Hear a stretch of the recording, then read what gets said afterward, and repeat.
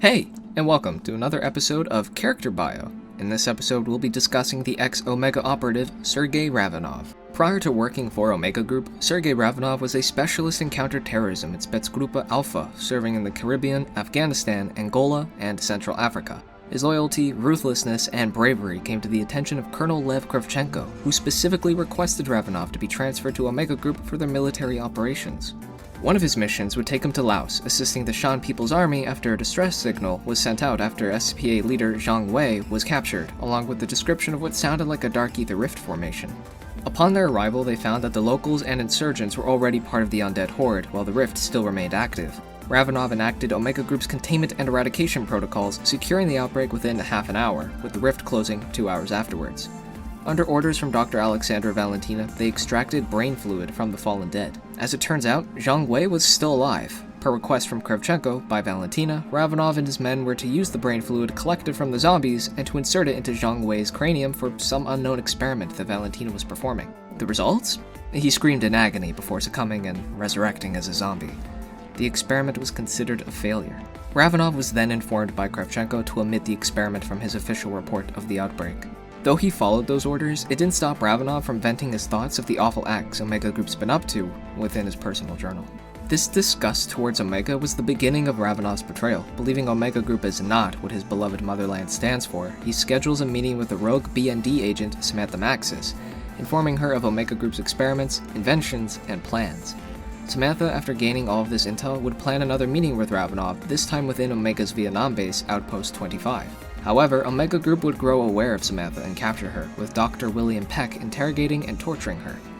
Ordered from the director of Requiem himself, Peck tosses Samantha into the Dark Ether. Ravenov would soon reach out to Requiem, informing them of Samantha's capture. And so on June 15, 1984, Gregory Weaver sends in a Requiem strike team to do a search and rescue for Samantha Maxis, while also thwarting whatever Omega Group is currently up to at Outpost 25 as part of Operation Lost Property. Prior to their arrival, Ravenov was injured defending himself against the zombie onslaught, locking himself away. The injury may have taken Ravenov out of the fight, but he would find a way to assist Requiem regardless with his intel about the base, Peck, and Samantha. Using Dr. Peck's truth serum against him, they coax leads out of him on how to rescue Samantha from the Dark Ether. Collecting memory files from Drs. Zabin, Brahms, and Sokolov, who transformed into mimics during the outbreak. With their memories extracted, they learn the OPC codes, along with Samantha's ID, which will help them triangulate her position in the Dark Ether.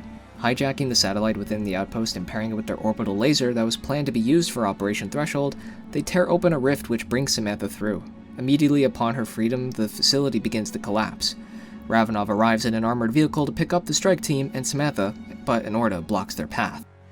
Ravenov and Samantha keep themselves protected in the armored vehicles while the strike team fends off the Orda, eventually destroying it.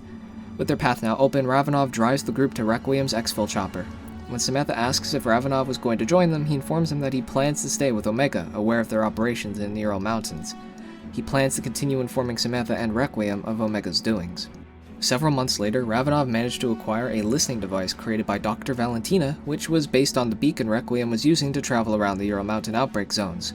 With this listening device, Ravenov and Samantha, with the help of Dr. Gray, formed a plan to thwart Omega's Operatia Inversia.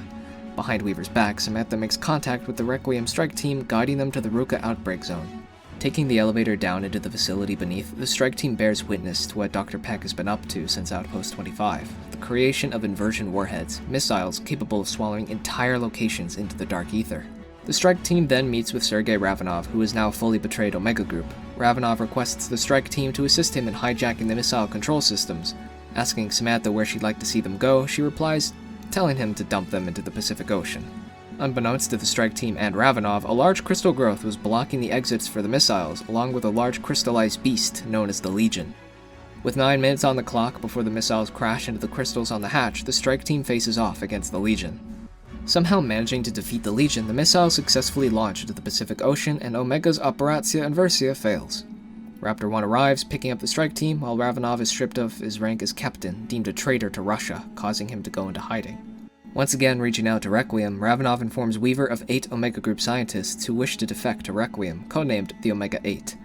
As per usual, the Requiem strike team is sent back into the Ural Mountains, this time in the Sanatorium outbreak zone, to locate the Omega-8 whose helicopter crashed. They find a radio left by one of the scientists, named Dr. Hugo Yeager, informing them of their new location.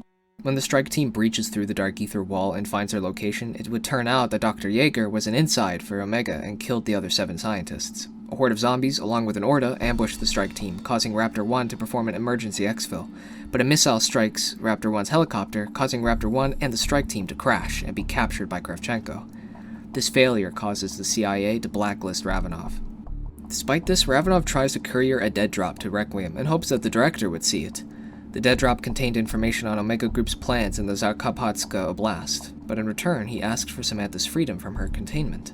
On June 4th, 1985, the strike team, who escaped their custody after enacting Omega's desires in Berlin, is sent into test site Anna, where Omega Group is currently extracting Sergeant Zykov from the Dark Ether. Ravenov would stay on comms during the operation. As it turns out, Zykov was the entity known as the Forsaken. Through self-sacrifice from Samantha Maxis, the rifts across the globe are closed, and the Forsaken is absorbed into an unknown device.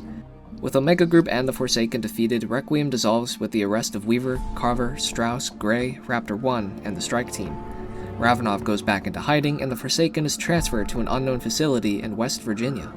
30 years later, another outbreak occurs in the city of Urzikstan after ultra-nationalist Viktor Zakayev obtains the last known remnants of Ethereum. The CIA recruits Ravenov, aware of his experience with similar outbreaks 30 years prior. And that's the current story of Sergei Ravenov. I hope this video was entertaining. I had a hard time putting this one together, to be honest with you. But anyway, thank you so much for watching as always, have a great day, and goodbye.